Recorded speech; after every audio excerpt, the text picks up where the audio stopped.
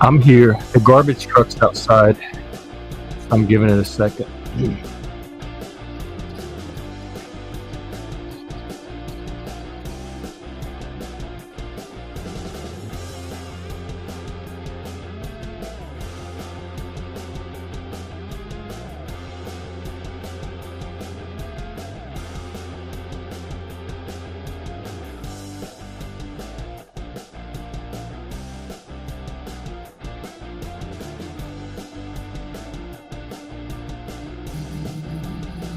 I'd like to give people a chance to get here.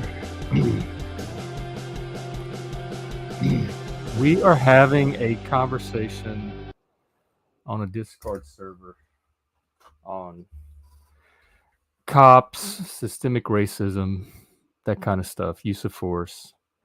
And it made me think of Ken Wilber and his quadrant theory. If you're not familiar, it's like an attempt to classifies and categorize all types of human knowledge. I'll show you a little diagram of it. Because I think I know what's kind of going on with this systemic racism stuff. So you have the interior exterior actors. This is everything internal.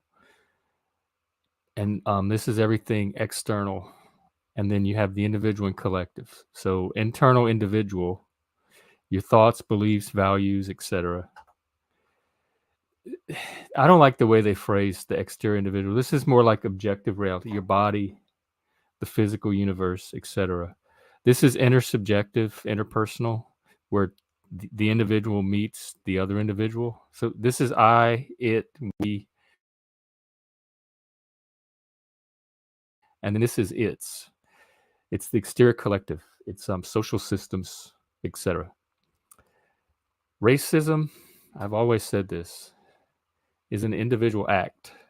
Use of force by cops or excessive use of force is an individual act.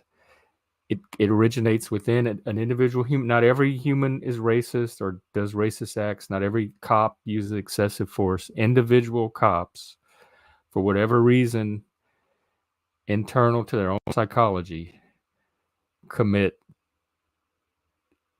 like use of force, excessive use of force, or racist policing or whatever. So it happens on the individual level. Some cops, some individual cops, but they frame it and try to solve for it as though it's from this quadrant, as though the causes are these social systems. I call it superstitious racism or supernatural racism, spooky whiteness at a distance. They treat it as though it's a systemic problem and the individual is not culpable. They're at the mercy of this exterior collective, whatever, a force. Is it like gravity or magnetism, like a supernatural social force that causes all these cops to be racist or commit excessive use of force, even though individually they not be? So they're shifting the locus of responsibility from the individual person to these social systems. And that's my big quarrel with systemic racism. I have no doubt there are individual racists out there. Or like the example I gave the other day, if you in the hospital system, they say there's systemic racism. And an example they gave was you hit the call button, and if you're black, it's going to get answered less frequently than if you're some other color, I guess, white. Well, those are individual health professionals answering the button. And I don't know health professionals that don't answer a call button. And if they don't, there could be like 1,000 reasons for it based on the profile of that individual patient. So I don't think there's some mysterious social force that's making health workers answer black people's call buttons less frequently or in longer time than white people. That makes no sense to me. That's just, I don't know who's buying this crap or how. So I wanted to just give my thoughts on that. There's not much on Twitter going on. If really, I'm just kind of holding this space for guests. I hope to have guests, so that's always my default expectation. And then I try to bring little tidbits to fill in the meantime. One of them I have. I gave a few quotes from this Northrop Frye book the other day on history and how history becomes, at a certain scale, it has to take a fictional or poetic form.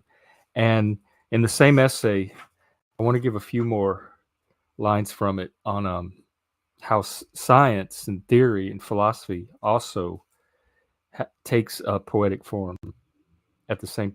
It's also so Frye frames the humanities as history on one side, philosophy on the other, and then poetry or imaginative literature in the middle, which kind of partakes and bridges between both. So history, which is the catalog of human actions and human events, when you're presenting it, starts to shade over into the literary or poetic form. It takes a literary or poetic form, and it's the verbal description of events or actions. And then philosophy is the verbal description of ideas, and that also begins to take a poetic form as well. I'll just read the lines. Let's see. Poetry is, and when he says poetry, he's talking about literature in general. Poetry is, in Milton's words, more simple, sensuous, and passionate than philosophy. Poetry seeks the image rather than the idea, and even when it deals with ideas, it tends to seek the latent basis of concrete imagery in the idea. I'm constantly, every time I get into these abstract philosophical discussions, I'm constantly trying to bring it down to something concrete. Give me a concrete example. Give me an anecdote. Give me a case that I can work with, that I can see and touch. More simple, sensuous, and passionate than philosophy. That I can see, like, work with, and then extrapolate from there to the abstract. And so that really struck out at me. And let me see, there's a few more. The ideas that poets use, therefore, are not actual propositions as they would be in philosophy, but thought forms are conceptual myths, usually dealing with images rather than abstractions, and hence normally unified by metaphor or image phrasing rather than by logic. Poetic thinking is not logical or philosophical thinking, although latent in logic. There's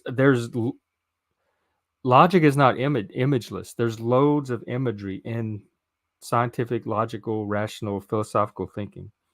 And like he gives an example of Plato's divided line, Aristotle, middle way, the great chain of being, etc., the wheels of fate and fortune, mirrors.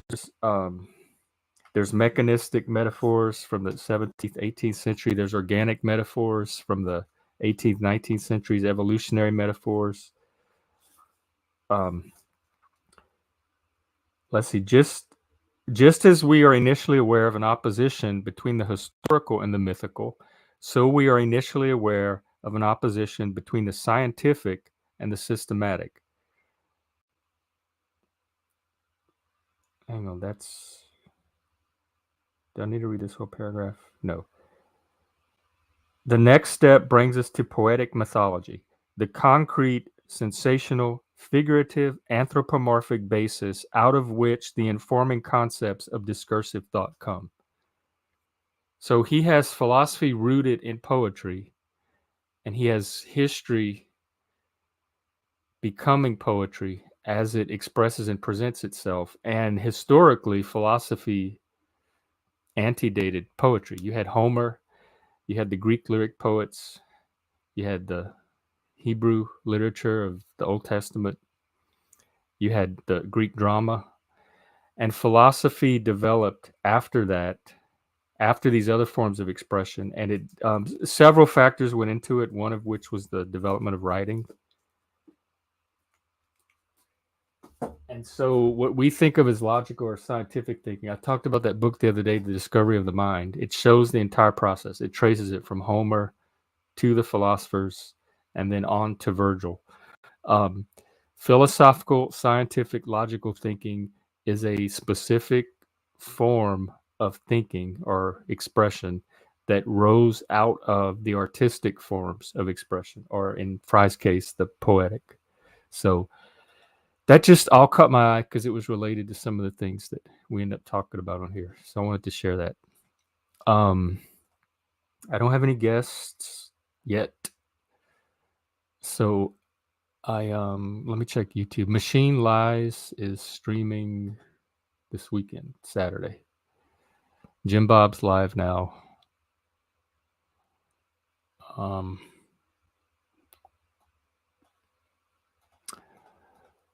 Tomorrow we have something planned.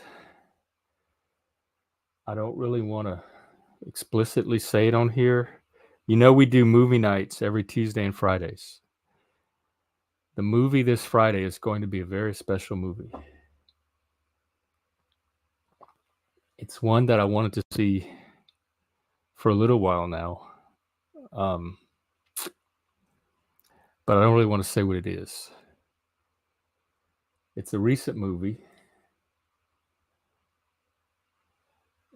It's based around a toy, I think by Mattel. It relates to gender themes. Starts with a B. So if you're interested in seeing it, I'm told that it's not what you think and that everybody should see it. So we're doing it Friday. Contact me if you want, and then we'll probably have our discussion night after that. There was one more thing.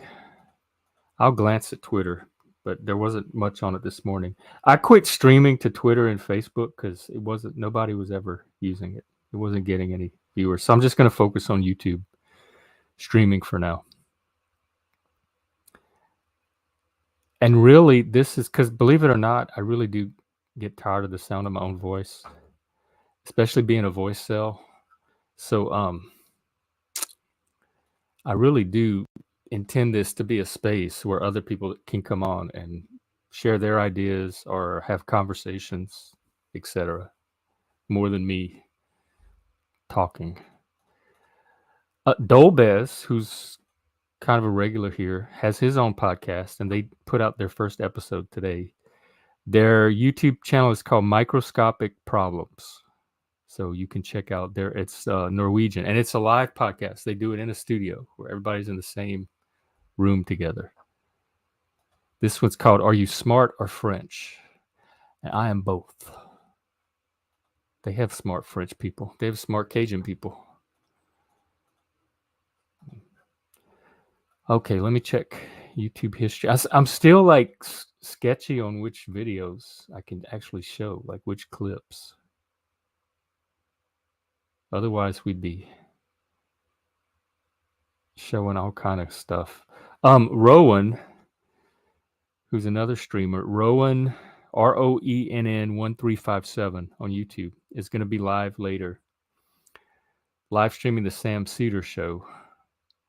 If you're interested in that, I personally don't care to sit through Sam Cedar, but that's another option coming up.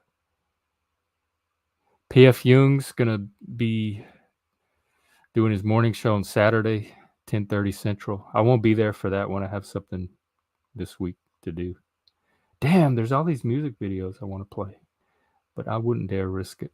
They have some satanic rap. Machine Lies plays it on his channel. Some of the lyrics are fun. So do I have anything going on to talk about? Not really. Today's kind of my slow day, so I have a lot of time. I have something I can stream for a while today. I have something later on, about 5 hours, and then it's Big Brother again at 8. Tonight's a double eviction, so 2 people are going home instead of 1. And then Survivor starts next week. And this year they're going to have 90-minute episodes, which they've never done before. Sometimes they'll do the premiere, 90 minutes, but the weekly episodes are usually an hour. And this is the first season. I think it's season 44, 45. Every single episode is going to be 90 minutes, so that's gonna be a lot of hopefully, they use it to let us get in touch with the characters. So, 45, the 45th season. And I watched a little bit of the first season, like the very end, but it was really the second season when they were in Australia that I started watching as a loyal viewer, and I've watched every season since. Same with Big Brother.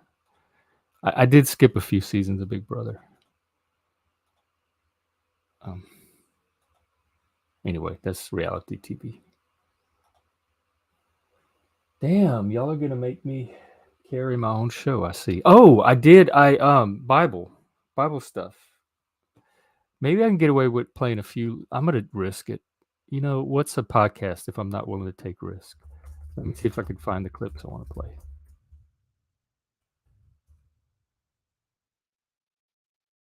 No. Oh, I can't even find the clips. Never mind then. They're really obscure, independent, underground songs about Noah and the ark. That's the story I just got through reading. It's very interesting. Let me find. There's particularly one passage that stood out for me in because I'm reading the King James and I'm reading the Torah, the Jewish Publication Society version, so I can get like two perspectives on the translation. And I don't remember if the passage came from the King James or the other one. I think it came from King James.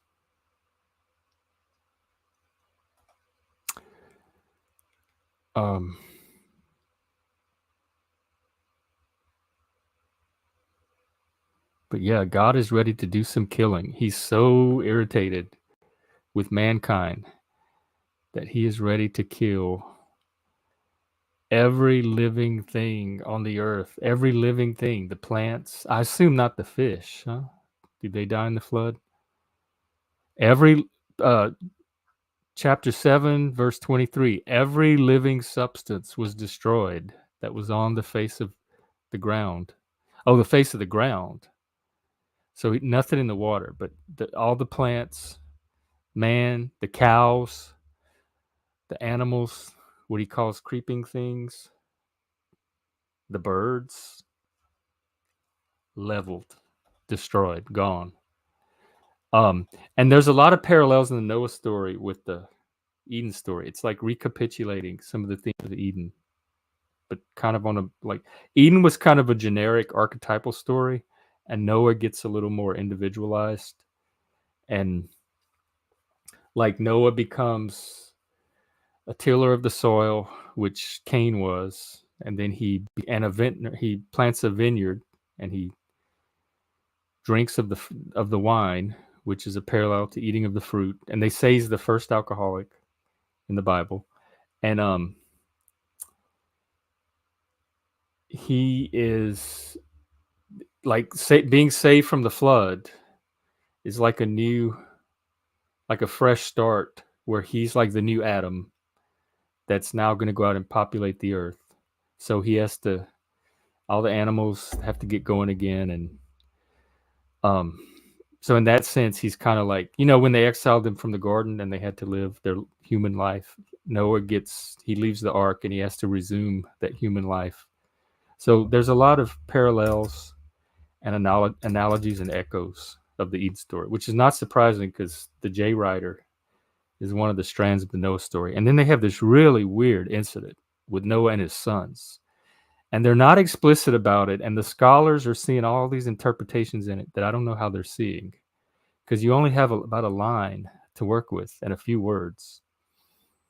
But the account that I'm getting from the notes and commentary that I've been reading is that Noah's laying in his tent naked. They believe having sex with his wife. What's her name? Do they even say the name? I don't even know if they give her a name. Poor lady. And then one of the sons come in, Ham, he's the progenitor of Canaan, I guess the tribe or the generation of Canaan, Canaan. And there's all these allegorical meanings too, because they stand for geographical areas and the peoples that populate them as well. But I won't get into all that. And he comes in, and the theory, the reading, this is from more than one source. These are scholars. They study this. This is what they came up with, that he had sex with his dad, Noah, while Noah was having sex with the wife.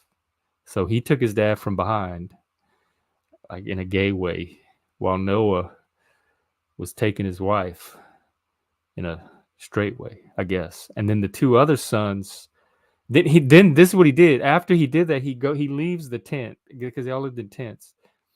And he goes and he tells his brothers, the other sons, what he just did or saw. Because the word saw, like in the Bible, if you know somebody, that means you had sex with them. To know someone biblically means to copulate with them.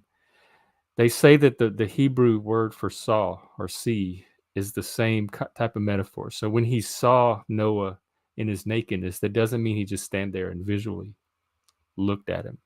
It means he saw him in the same way that you know somebody. So he went and he told his brothers what he just saw. And they took was it a sheet? A piece of cloth, something, and they walked backwards with it. Like they put each an end of it over their shoulder or their backs, and then they walked backwards with the cloth and they covered Noah. Kind of like, remember Eve and them they covered themselves with fig leaves because they felt shame, and then God made the animal skins or killed the animals and gave them the skins.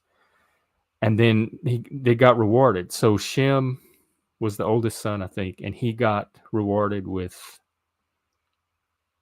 the blessing. Maybe it's a form of the blessing that's going to show up later. The blessing as it gets passed down from the patriarchs, which we're coming up on the Bible's starting to get more and more individualized, because after Noah, well, there's the Tower of Babel, but then I think we move into Abraham and Isaac, and then it gets to Jacob and Joseph. So it becomes more focused on individual, highly delineated characters and their families, and it gets more like into earthly interpersonal drama that we would recognize as human drama.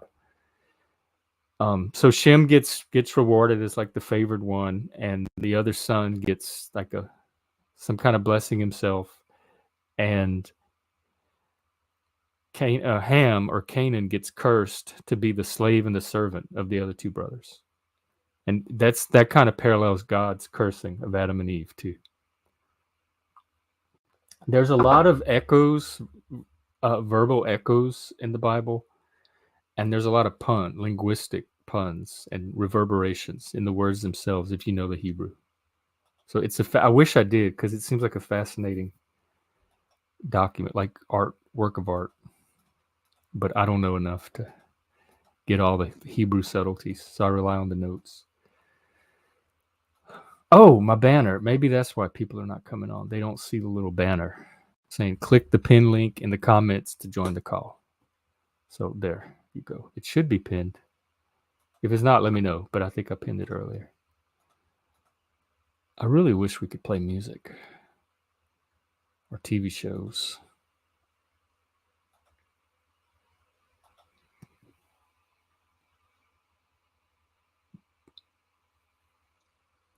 Well, let me check Twitter and maybe see what's going on in the world.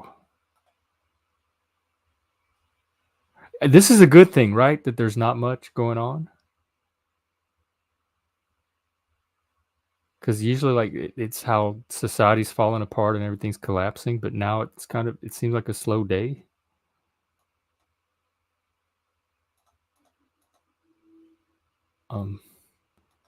Everything I've seen so far on Twitter has been very first world.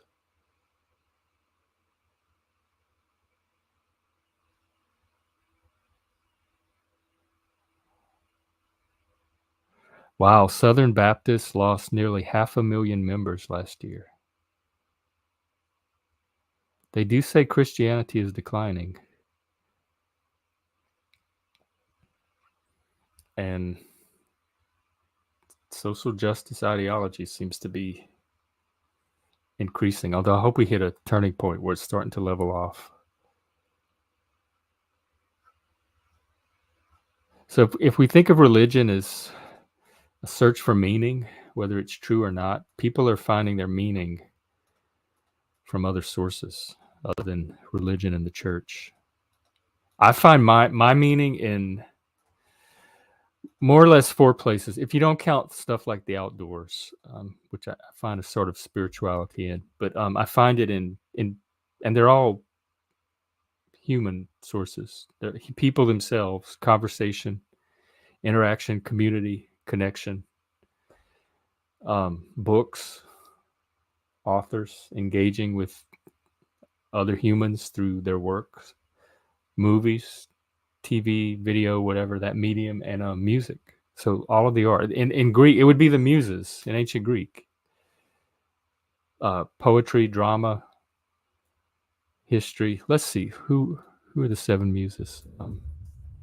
And the muses tradition is not fixed. There's many traditions. Some have 7, some have 9.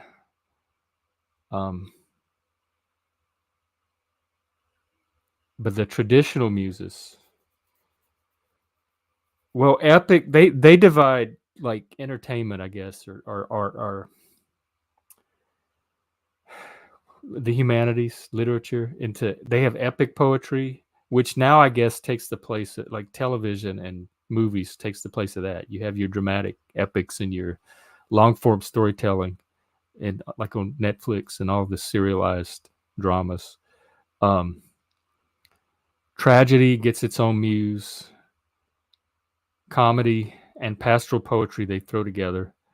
Then you have different types of music that have their own muse. There's one for astronomy, history, dance, which I don't know. Not for me. Terpsichore can do her thing with her people. She's never blessed me at all. So anyway, that's where I get most of my meaning.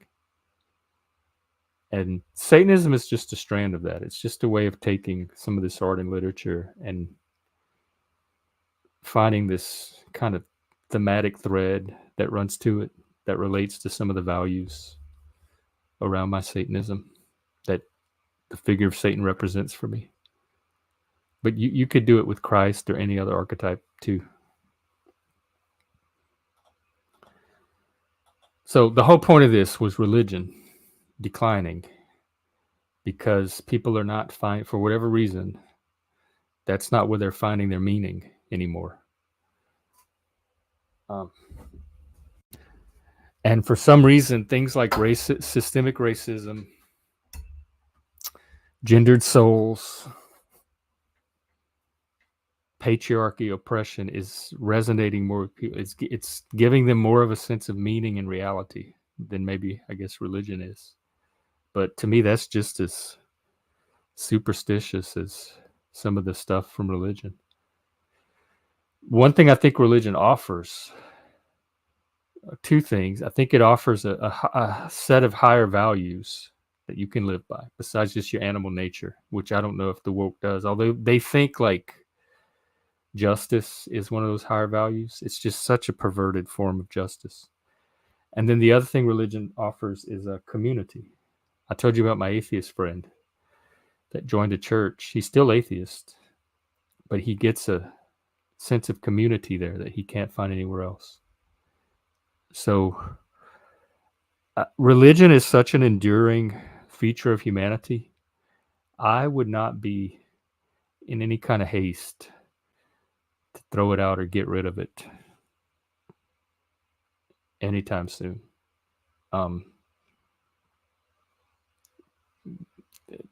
Considering the value that it has to offer and the benefits it can bring, I would see how we could be improving it, if anything.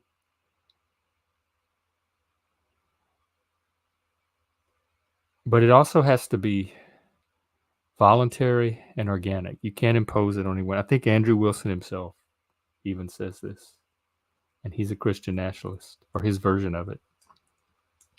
I wouldn't mind having him on to talk about his version of Christian nationalism, because it comes up a lot in his debates, and one of his frustrations seems to be that nobody they make assumptions about what it is, but nobody really asks him and tries to get to know what he means by it. So I would want to have that conversation.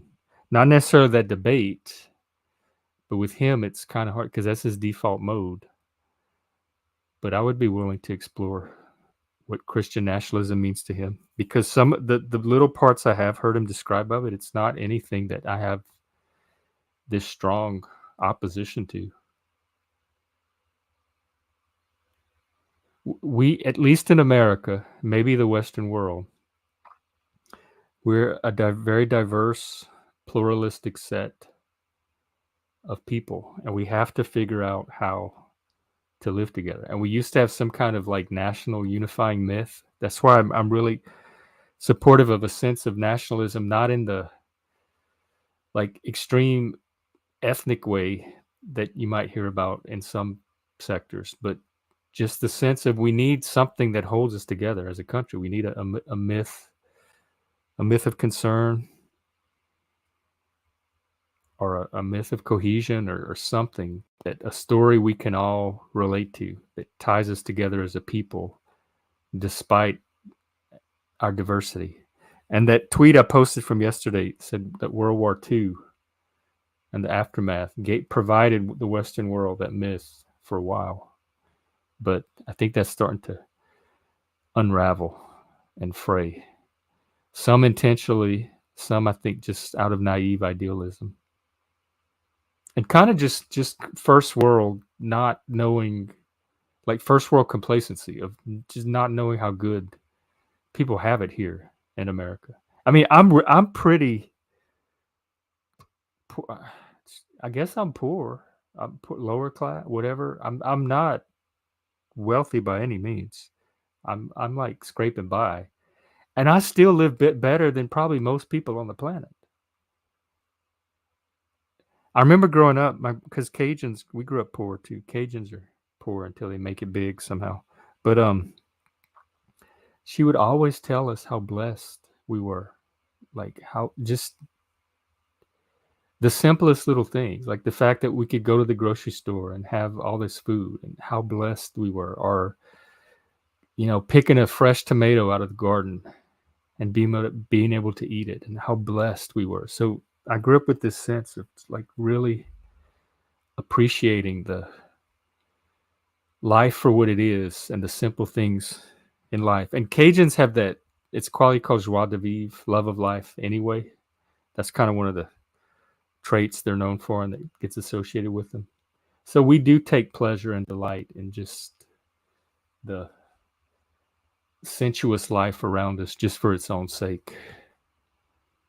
But I do think about that, like being like, you're not always aware of your blessings until you see a contrast in the way somebody else lives. But I try to be very mindful of, despite what might look like hardship to me, I'm so very fortunate to be living in the country I live in.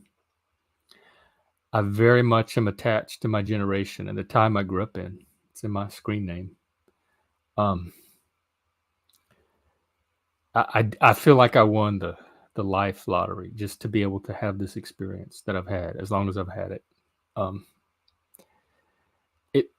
I don't believe there's a God or anything supernatural, but it kind of gives me a sense of, I want to direct that appreciation or gratitude somewhere. So I could see, like, if there was a figure of God or a deity to direct it to, how that would be appealing. That, I don't know, I read some book a while back when I was exploring spirituality, that religion or spirituality is a reaction to power,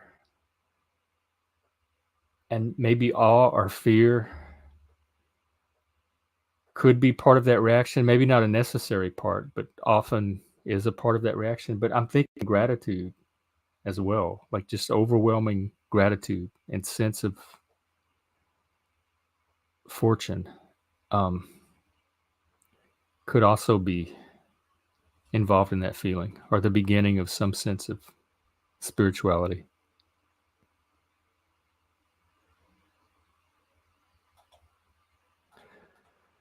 So that's that. Well, you know what? If I don't get any guests right now, I might save it for this evening because we've been getting some pretty cool guests in the evening as well. I really don't want to sit on here all day and just talk out my head. So maybe I'll do that. I'll perhaps go for another 5 or 10 more minutes just to see. But I'll either do it. I have something at 7 p.m. Central. It's probably only going to be an hour or so. And then I'll have a couple of hours before Big Brother. I could try to stream then, or I could just save it and do a late night stream like at 11 Central. So I'll play it by ear. But I might schedule it for maybe 8 o'clock Central, and then I can always move it if I need to. So yeah, let me do that. And another thing, like, I don't know if I have any view. I don't expect people to go back and watch the streams if they don't catch them live. But if you happen to be watching this, first of all, thank you. Second of all, I hope you get something out of it. But third of all, if you want to help get the network going, because it's not just me. I'm attached to like several other this network of streamers, and we're all trying to kind of promote and help each other. So if you promote me, whether by liking or subscribing or sharing on social media or whatever, you're also helping to promote these other streamers. Like there's Machine Lies, NeroJack, PF Young, Rowan, probably a bunch of others I'm leaving out. I want to say the Crucible, but then I feel like I'm not going to promote it after that. I don't think you're really helping to promote the Crucible because I don't think many of them follow this stream.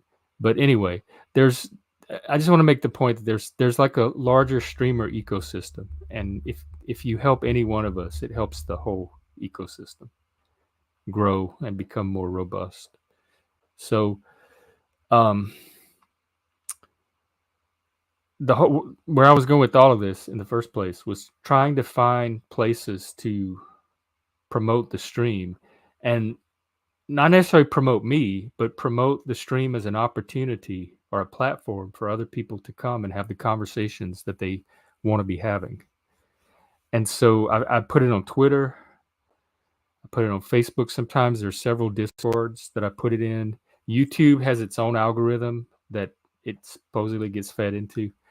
And so if there's any ideas of any other places that I could offer it, or if you want to, feel free. Anybody is free to use clips. They're free to share. If you want to stream any of the content yourself on your own streams, you have my blanket permission. I'm just trying to get this out there for people that it might help or people that want it. So if you can think of any other, I'm not on Instagram, but if you are and want to share it, that I would love that. I'm not on TikTok. I'm not on any of the other platforms, Tumblr, or whatever else is new. Snapchat, I don't even know them. So I mainly use Twitter. Facebook is mostly family and friends, and then I have several Discords but they often share the same people. But anyway, that's so far where I've been trying to get the stream out. So if you have any other ideas or places that you either want me to look into or you want to promote yourself, I would definitely appreciate that. So I think that's really the way forward, is just getting more viewers, getting more guests, and letting more people know about this, that we're here and that we have this opportunity for them to come and share their points of view. I still kind of want to talk to some trans people and some woke people. I actually have started talking to a few trans people. I think the extreme, like the real loud, hostile, angry, hateful, bitter ones really are ruining it for the rest of them, because there's some really normal, perfectly sane, perfectly lovely trans people just trying to live their life. And even if it's not, even if it's like they're not trans from birth, they're a young adult that's just taking on this new identity. I don't even think that invalidates them as a person. I think it's possible, just like with gay rights, it's possible to get to know individual trans people as individuals and kind of see the humanity in them and see them for the unique individuals they are and the strengths and contributions that they have to make as an individual. That's what I'm learning from. So I think social media, because it skews so extreme, is really distorting the diversity that's out there in the trans community. So I would like to get to know more trans people that are not crazy, shrieking activists. Is that a copyright strike? I mean, a hate speech strike? I don't care if it is. Go ahead and strike me. But I would like to get to know, because this is actually a pro-trans message. So if you strike me for this, you're gonna keep the message from getting out. They're not so bad. Like I've calmed down a lot about the trans issue. My issue really always was the authoritarianism, the bully tactics, the intimidation tactics. It was coming from the activist side that's trying to browbeat everybody into doing what they want and thinking like they want and talking like they want you to talk and seeing them like they want you to. You can't control how people see things in their mind. So outside of that, I'm much more open to like getting to know individual trans people. Like I said, they've been part of the gay community when I was in it for my whole life. It wasn't a big deal then. So I want to share that. And that might be a good note to end on. So thank you for showing up. I will try again later this evening, and maybe we'll get some cool guests on. So let me get the music going.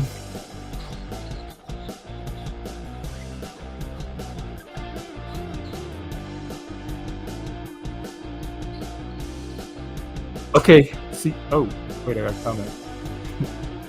Oh, hey, John. That was you. I see you. Yeah. Thank you too. Thanks a lot. Seriously. And let's do our IFSO map soon.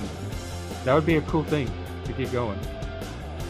I know. Oh, yes, I do. I wonder if you happen to know anybody that does custom theme songs. Yeah. Okay. Well, when I am able to remunerate you for it, I want you to be the one. I'm sold. Thanks a lot. I'm going to be on later this evening, so like maybe 8 o'clock Central Time. I guess that's 9 Eastern. Or later than that, maybe midnight your time. One of the two. And if not, I'll be on tomorrow too. And hey, we're watching a certain movie tomorrow about a toy doll that wears pink and is blonde and starts with a V. A popular summer hit. So you're welcome to show up for that too. Okay. With that, I guess I'm out. Take care.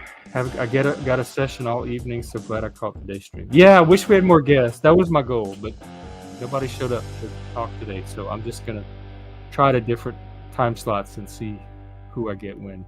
And thanks for coming on the other day. I think that was one of our best ones yet. So have a good session this evening. And I'm not going to be there this Saturday, by the way. I have an all-day thing to go to. And let me know when the Gender Fucks is going to restart, what day and time that's going to be. I hope y'all can hear over the speaker. Like I haven't figured out how to get my volume adjusted yet. Cool. Okay, take care, and see you later. Bye.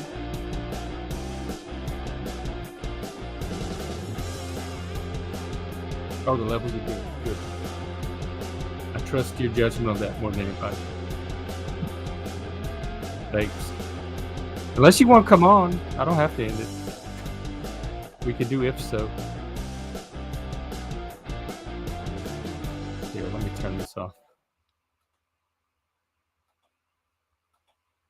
Yeah, I don't know how much time you have if you want to do a little bit of the if so.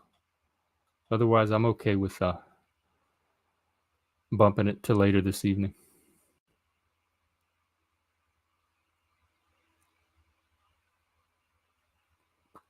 Oh, he gone. Okay.